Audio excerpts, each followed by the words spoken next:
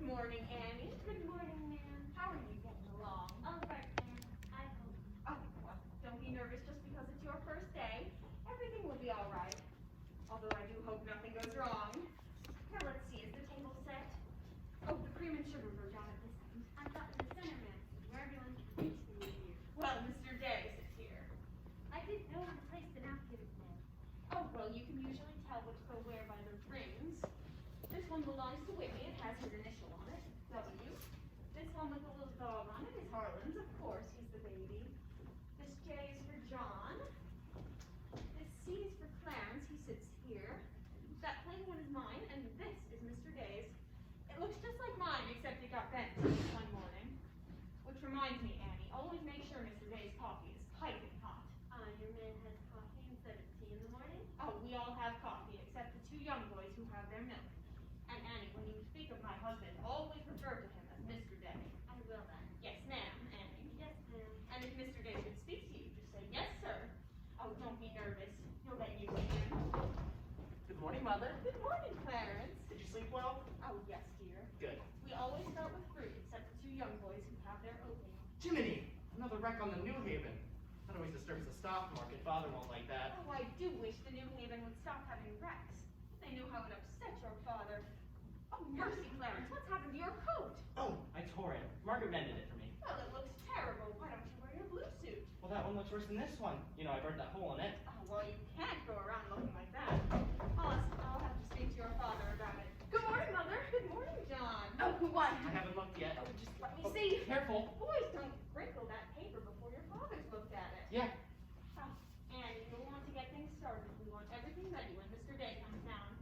And Clarence, right after breakfast, I want you and John to go upstairs and move that small dresser from my room into yours. What for? Is someone coming to visit us? Yeah, who's coming? Well, I haven't said anyone was coming. And don't even tell a word about it. I want it to be a surprise. Oh, Father doesn't know yet. No, and I better speak to him about a new suit of clothes for you before he finds out he's being surprised by visitors. Good morning, Mother. Good morning. Who dear. won? The Giants! 7-3! Hakeem hit a home run! Let me Good see. morning, Mother. Morning, darling. How's your finger? Inogen. Oh, now that's a sign it's getting better. Oh, sit down, boys. Get in your chair, darling. Now, Annie, we want to watch Mr. Day as soon as he's finished with his fruit. Vinny! Vinny! What is it, Claire? Where's my necktie? Which necktie? The one I gave you yesterday. It isn't pressed yet. I forgot to give it to Margaret. I told you distinctly I wanted to wear that necktie today. Well, you have plenty of other neckties. Put another one on at once and come down to breakfast. Damn! Damnation! Whitney! Oh, Whitney, wait for your father. But I'm in a hurry. John Cavalry baseball. I'm going to pitch today. If I don't play myself, look, if you need it, we're playing on the corner of 57th Street. Way up there. They're building a house on the vacant lot in 50th. Oh, my. And just to think, we've moved out to 48th Street to get away from the city. Look, Mother, can't I start breakfast? I promised to be there early. Oh, Whitney, after breakfast, you have to study your catechism. Mother, can't I do that this afternoon? Whitney, you know you have to learn 5 questions every morning before you leave the house. You Mother. didn't sound too sure of yourself when I heard you last night. I know them now. Well, let's see. What is your name? Whitney Benjamin. And who gave you this name? My sponsors in baptism were an elevated member of Christ and an inheritor of the kingdom of heaven. Mother, if I hadn't been baptized, wouldn't I have a name? Not in the eyes of the church. Now, what did your sponsors then for you? Well, they promised about 3 things in my name. Good morning, boys. Good morning, Father. Good morning, Vinny. Good morning, Claire. Did you have a good night? Yes, thank you, Claire. Good. Sit down, boys. Now, the doorbell will be ringing any moment, Danny. Oh, Claire, what a lovely suit. Too damn tight. What's wrong with those fellows over in London? I wrote them over a year ago telling them they were making my clothes too tight. Well, you gained a bit of weight, Claire. I weigh just the same as I always have. What's that? The mail that goes to me. Well, Clarence has just managed to tear through the only decent suit of clothes he has left. Oh, Vinny, here's one for you. John, hand that to your mother. Claire, I'm afraid Clarence is going to have to have a new suit of clothes. Clarence has to learn not to be so rough on his clothes. Father, I thought. Clarence, I will set aside $1,000 to outfit you when you get to Yale in the fall, but you'll get no new clothes this summer. Can't I have one of your old suits made over for me? My suits have plenty of wear in it. I wear my suits until they're worn out. Well, if you want them worn out, Clarence can wear them out much faster than you can. Yes, and Father, you don't get a chance to wear them out. Every time you get a new batch of clothes, you send the old ones to the missionary fund. I guess I'm as good as any old missionary. Clarence, before you compare yourself to missionaries, think of the sacrifices they make. Oh, I don't know, Vinny. I think my clothes would look better on Clarence than some awnings hot. Clarence, have that black suit of mine made over to fit you before your mother gets her hands on it. Father? Gee, one of Father's suits. Thank you, sir.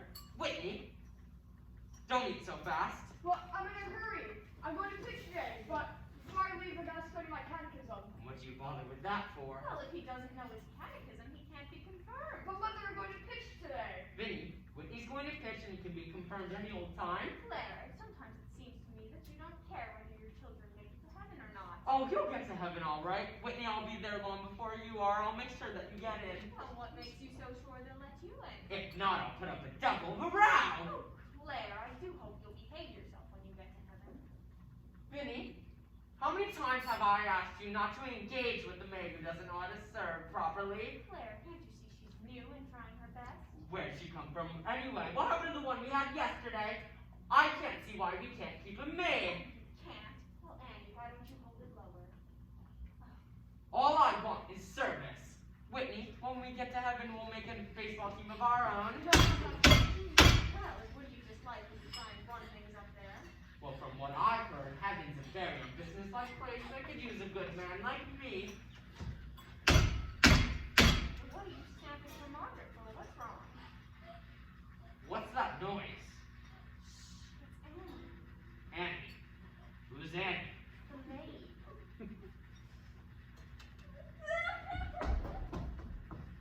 Claire, aren't you ashamed of yourself? Well, what have I done? You made her cry speaking to her the way you did. I haven't spoken to her. I've merely only addressed myself to you. Well, I do wish you would be more careful. We have a hard enough time keeping a maid in uniform just fit this one. What's wanting? Margaret, this bacon. It's good. It's good. It's done just right. Yes, sir. Oh, Claire, this letter gives me a good idea. Why, I've decided that next winter I won't throw a series of dinners. I should hope not. Well, I'll get a big musicale instead. A big what? A musicale. Vinny, I will not have my comfortable home turned into a room in arena filled with Harry Fiddlers prancing about. Why, I never said a word about Harry Fiddlers. Mrs. Spiller has written me about this lovely young girl who will come for very little. And what instruments does this inexpensive Paragon play? She doesn't play, Claire. She whistles. She whistles? She whistles 16 pieces, all for $25. She whistles for $25. I will not pay $25 for a human peanut stand. Now, Claire, I can arrange this so it won't cost you a penny. Why, if I invite 50 people and charge them 50 cents each, that's the $25 right there. You can't invite people to your own home and charge them admission. I can if the money's for the missionary fund. And then where will you get the money for the whistling? Oh, now, Claire, we'll cross that bridge when we get to it. And if we do cross it, it's going to cost me 25 cents. Now, Vinny, I'm going to have to be firm with this like I had to be firm about visiting relatives. Why can't we live in our home with peace and comfort? What's wanting? Margaret, what is this? It's coffee, sir. It is not! It's slop! That's what it is! Take it away! Take it away, I tell you! Annie, you leave my cup right there. The coffee is perfectly fine. It is not, is it? It's an atrocity. I don't know how you can take coffee beans and water and arrive at that. I come down here every morning hungry Well, and... if you're hungry, Claire, why don't you finish your breakfast? Well, I am.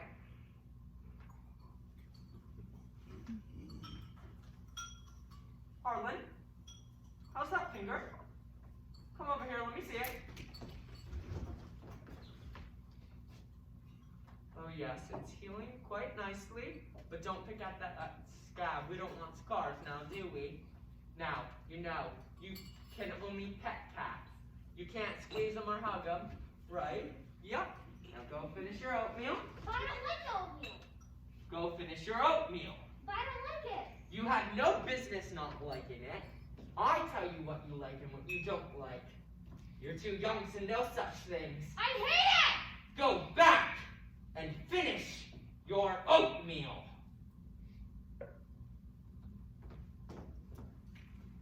Father, I've finished my oatmeal. May I be excused? Oh, yes, Whitney, you may go. Thank you, sir.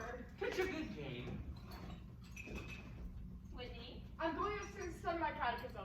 that's all right, dear. Harlan, you better hurry up and finish your oatmeal if you want to go with me. Chauncey. Oh, I don't know. I'm always getting damn fool letters like this. What is it? Dear Mr. Day, we're signing you the exclusive rights to the Gemma and Popper for popcorn. Father, I think that's for me. And why didn't they address it to Clarence Day Jr.? Oh, they did. I'm sorry, Clarence, I didn't mean to read your mail. I wouldn't get mixed up with that, Clarence. People like popcorn, but they won't go all the way to Staten Island to buy it. Chauncey Depew's having another birthday party. Oh, how nice. He has 2 to 3 a year. Oh, there was another wreck on the New Haven. Oh, yes. Oh, that reminds me, Mrs. Bailey dropped in last evening. Oh, was she in the wreck? No, she was born in New Haven. Clarence, you're having tea Thursday evening with Edith Bailey. Mother, do I have to? I like coffee, I like tea, I like the girls, and the girls like me. Well, I don't like girls and they don't like me. Oh, nonsense. Edith Bailey's a very nice girl, don't you think so? Edith Bailey. I don't blame him. Clarence, you and John go upstairs. Do what I told you. You said the small girl, Mother? Run along. If you please, ma'am. This package from Little Dollar on it. Some kitchen items. Oh, yes, those knives from Lewis and Palmer. Oh, Oh, here, give this $1 to the man, Margaret. oh, Vinny, make a memorandum of that $1 and whatever it was for. Hi, Claire, I'm afraid I'm going to need some more money. Why? Well, you were complaining of the coffee this morning. That nice French drip coffee pot's broken, and you know how it got broken. Never mind that. As I remember at Lewis and Congers, it costs $5 and something. I will give you 6. But when you get it, fill it down in the ledger downstairs. Thank you, Claire. You know, we can't go on with the household accounts in such a mess. Oh, no. Claire, I thought of a system that will make my bookkeeping perfect. Oh, you have? Well, I'm certainly relieved. Well, you never make half the fuss over how much I spend as you do over my not being able to remember what I spent it for. As I say, this house must be run on a business basis. Well, then that's the whole point, Claire. All we have to do is open charge accounts everywhere, and the stores will do my bookkeeping for me. Oh, you do know I get enough bills as it is. Yes, and those bills always help. They show you exactly where I spent the money. Now, if we had charge accounts everywhere. Now, wait a Oh, minute, Vinny. Claire, don't you hate those arguments we have every month? I certainly do. I should think not to have those would be worth something to you. All right. I'll open an account at Lewis and Congers to start with, and then maybe one at McCreary's. Oh, thank you, Claire. Oh, the rector's coming to tea this afternoon. The rector? Well, I'm glad you told me. I'll be at the club. Don't expect me until late. I'll be there for dinner. Oh, Claire, I do wish you would take more of an interest in the church. Getting me into heaven's your job, Vinny. Everybody likes you so much, I'm sure you'll have no trouble at all. Well, I'll try my best, Claire. It wouldn't be heaven without you. Well, if there's anything wrong with my ticket, I'll hop the fence. Mother, we moved it. Is there anything else? What's being Oh, moved? never you mind, Claire. I'm coming right up, John. Oh, Claire, it's almost 8:30. You don't want to be late for the office. Plenty of time. Oh, God! Oh, what's the matter, Claire? Why did God make so many damn fool Democrats? Politics. Yes, but it's taking the bread right out of our mouths. It's robbery. That's what it is. Highway robbery. Honest Hugh Grant. Honest.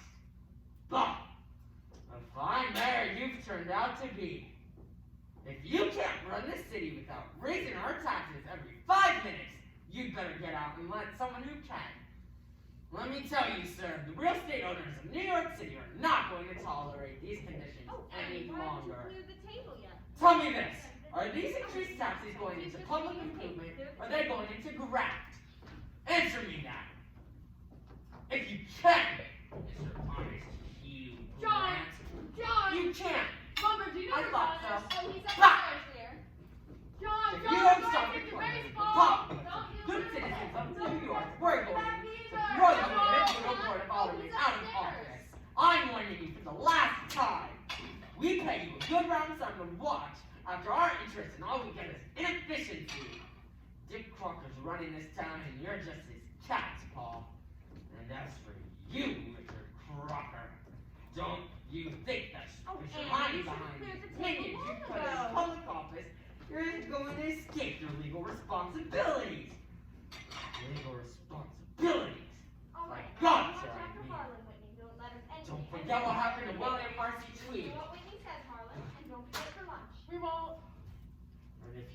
our taxes anymore, Serve the table. we will put you in jail.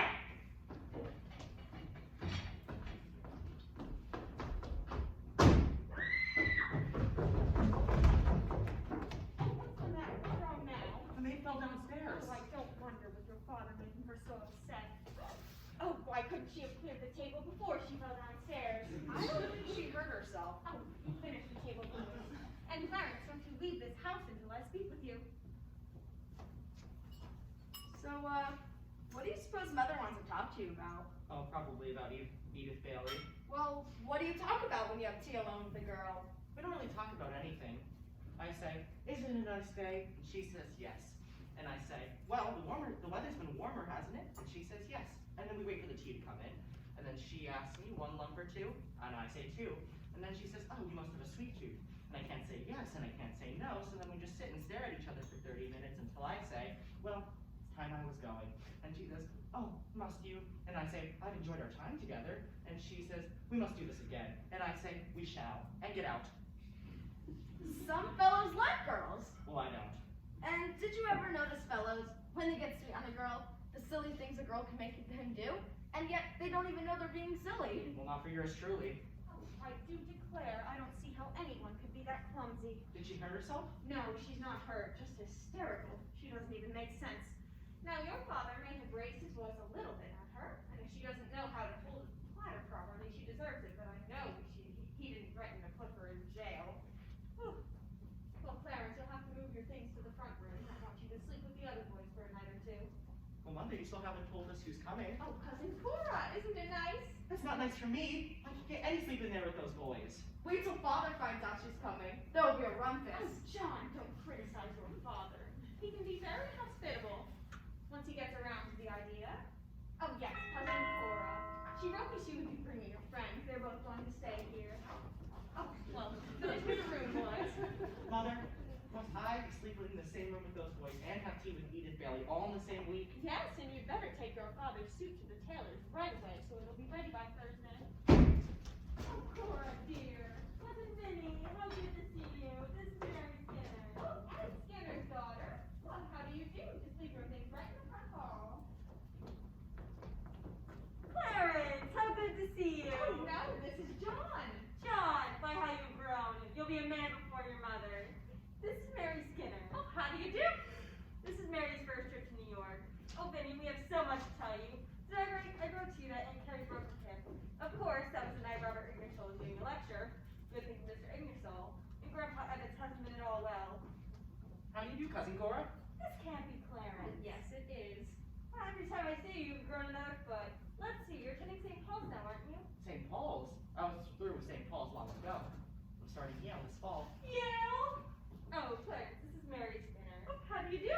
This is Mary's first trip to New York. She was so excited when she saw a horse car for the first time. Well, we must show Mary around. I'll tell you what, I'll have Mr. Day take us all to Delmonico's to dinner. Delmonico's! Isn't that great, Mary? Delmonico's. Cousin Claire, such a wonderful host. Well, I want you girls to freshen up, so come upstairs. Is it straight up? The same little room. Yes, I know the way. Clarence, I'll let them use your room for now, and when they're finished, you can move out.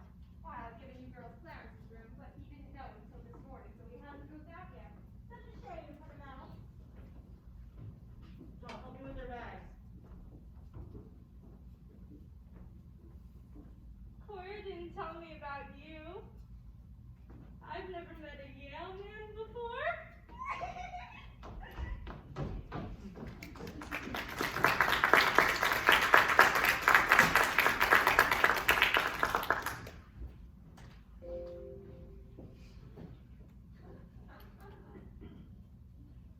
To worship him, to give him thanks, to put my whole trust in him, to call upon him, to honor his holy name and his word, and to serve him truly for the rest of my days. And what is thy duty towards thy neighbor? Thy duty towards the neighbor is to love them as myself, to do as they should do unto me, to love, honor, and succor my father and mother, and to obey all Civil authorities. civil authorities to, He really knows it. I know most of the others. He's doing very well for so young boy. If he applies himself from now on Sunday, I can hear him with clears. Why, yes, Whitney, you'll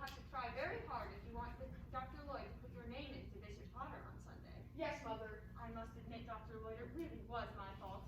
Instead of hearing him say his catechism today, I let him play baseball. We won too, 35 to 27. That's splendid, my child. I'm glad your side won, but winning over your catechism is a much richer and fuller victory. May I be excused now? Yes, dear. Thank Dr. Lloyd for hearing you and run along. Thank you, Dr. Lloyd. Not at all, young man. Our little Harlan is very apt. Our little Harlan is very apt at learning things by heart. I can spell Constantinople. Constantinople? Yes, sir. C-O. Anacani, Anacani, Sessacani, Tantanti, and the Noble and the Copal and the Constantinople. Very well done, my child. Yes, that was very nice, dear. Here's what you get for saying it so well. Want to hear it again? Oh, no, dear. One cake is enough. You go run along. I can and spell play. Huckleberry Pie. You run along, dear. It's a Huckleberry, Huckleberry Pie. It's a Huckleberry Pie. I was hoping to have a chance to talk to Mr. Day this afternoon. Oh, well, he's usually home from the office by now. Perhaps he's gone for a gallop. It's a very fine day today, and he's very fond of horseback riding, I believe. Oh, yes. Tell me, has Mr. Day ever been thrown from a horse? Oh, no. No horse would throw Mr. Day. Because I've wondered. Mr. Day never kneels in church. I thought he might have had an accident. Oh, that's no accident. Oh, but I don't want you to think Mr. Day doesn't pray. He does. Why, you can hear him pray all over the house some days, but he never kneels. Never kneels? Dear me. I was hoping to have a chance to talk to you and Mr. Day about our plans for the new edifice. Oh, I'm so glad we're going to have a new church. I'm happy to announce that we're ready to proceed. All we need to do now is raise the money. Why, no one should hesitate about contributing to that. That must be Mr. Day now. Oh, no, I hardly think it is. Oh, God! I forgot. Oh, Claire, Dr. Lloyd is here for tea. How do you do, Dr. Lloyd? I'll be right in. Oh, order some fresh tea. Now we can tell Mr. Day about our plans for the new edifice. Oh, yes. Ilya. After he's had his tea. How do you do, Dr. Lloyd? Oh, it's Father. Very well, thank you. Aren't they back yet? Oh, no, Clarence, no. It's a great pleasure to have a visit with you, Mr. Day, except for the fleeing glimpse on the Sabbath. I don't see much of you anymore. Yes, ma'am. Oh, some fresh tea for Mr. Day, please. So, Claire, did you have a busy day at the office? Damn busy! Claire. Very busy. Tired out? Poor Claire, he must work very hard. He always comes home tired. Although how a man can get tired just sitting at his desk all day, I don't know. I suppose Wall Street is as much a mystery to you as it is to me, Dr. Lloyd. No, it's all very clear to me. My mind often goes to the businessman. The picture I'm most fond of is when I envisage him at the close of the day's work. There he sits, this hard-headed man, surrounded by affairs and ledgers that he studies harshly and closely for hours. And by chance, I see this man pause in his toils, and he raises his eye up to the window and the light in God's sky. And it comes over him that money and ledgers are drops.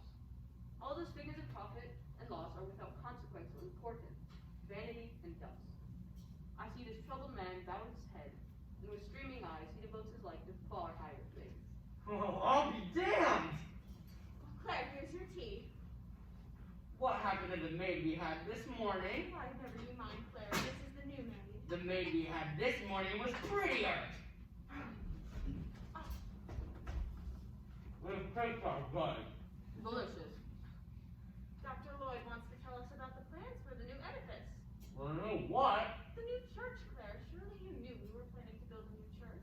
Well, personally, I'm against the church hop, skipping, and jumping around town. And this year, I happen to suffer heavy losses. Damn heavy losses. Claire. The amount each one is to subscribe has already been decided. Who decided it? After considerable thought, we came up with a plan that is equitable for everyone. It apportions the burden lightly who not carry it, and those shoulders who we know are stronger. We voted that each supporting member shall pay a price equal to his pew. I paid $5,000 for my pew. Yes, Claire, that makes our contribution $5,000. And do you know how much it costs now? $3,000. That means I'm at a damn heavy loss of $2,000.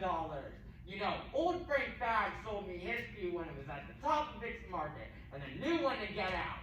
So I'm telling you, if that price of the pew in the market ever goes up again, I'm unloading that pew. Clarence Day, how dare you speak of the temple of the Lord as if it were something to be bought and sold on Wall Street. Oh, Vinny, you don't know anything about facts and figures. Oh, you speaking of religion in terms of facts and figures seems to me pretty close to blasphemy. Mrs. Day, your husband is a businessman. We have all the facts and figures, though. Oh, do you? what's the price where you are now? Well, the figures I heard mentioned were 85,000. Or were they 185,000? How much is it gonna cost you to build? Well, I know it depends somewhat on the mortgage. Alright, well how about the rate of cost and then amortization? Amortization? That's not a word I'm familiar with.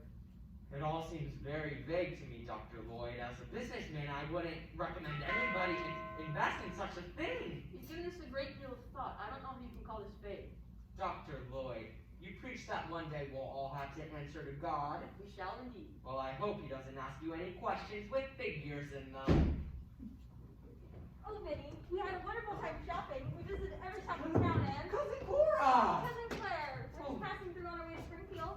We? Oh, Dr. Lloyd, this is my favorite cousin, Miss Cartwright, and her friend Mary Skinner. How do you do? It seems like a family reunion. I'll just run along now. Oh, goodbye, Dr. Lloyd. Goodbye. Goodbye, Mrs. Cartwright. Goodbye, Oh, Mrs. Clarence, you haven't said how do you do to Dr. Lloyd yet. Goodbye, Dr. Lloyd. Oh, I'll go with you to the door.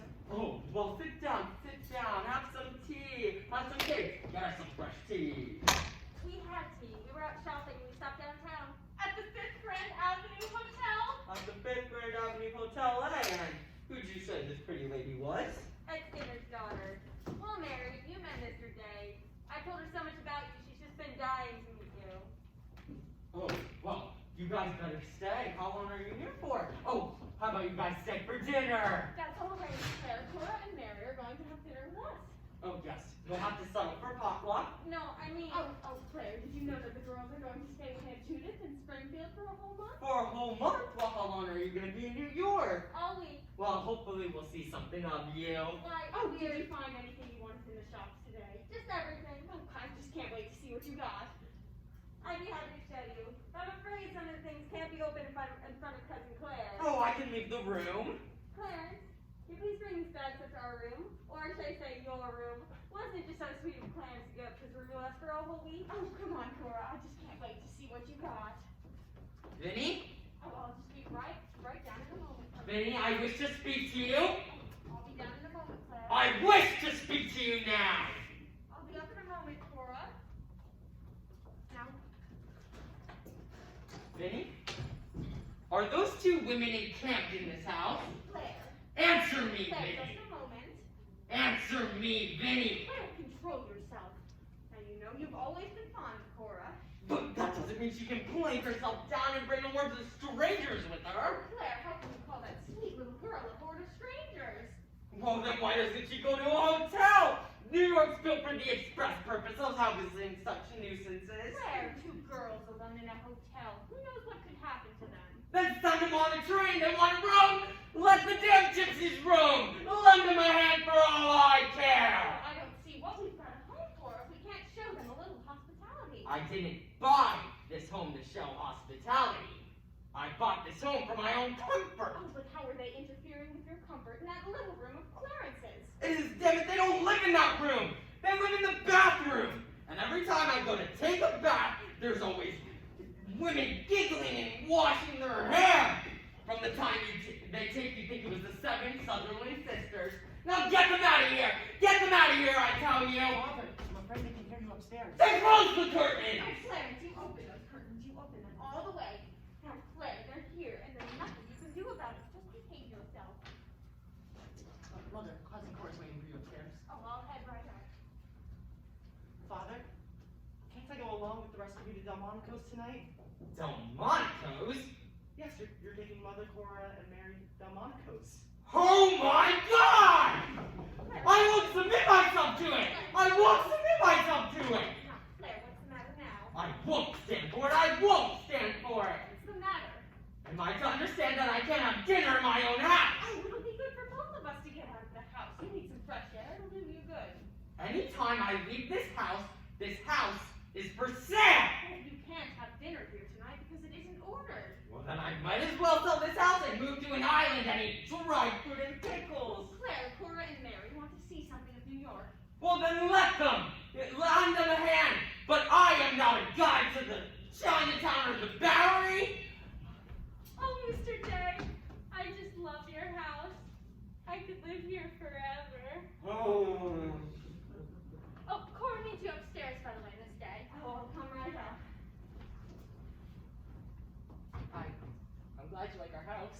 Oh, yes. I like it very much. I like green. I like green myself. Well, red's my favorite color. It's an interesting thing about colors, you know, because, you know, red inside is a really good color, but then outside with the grass and the trees and, you know, red and because red is best inside. That's right. I never quite thought of it that way. But when you think of it, it's quite a thought. I bet you'll make your mark at Yale. Oh, My mother wants me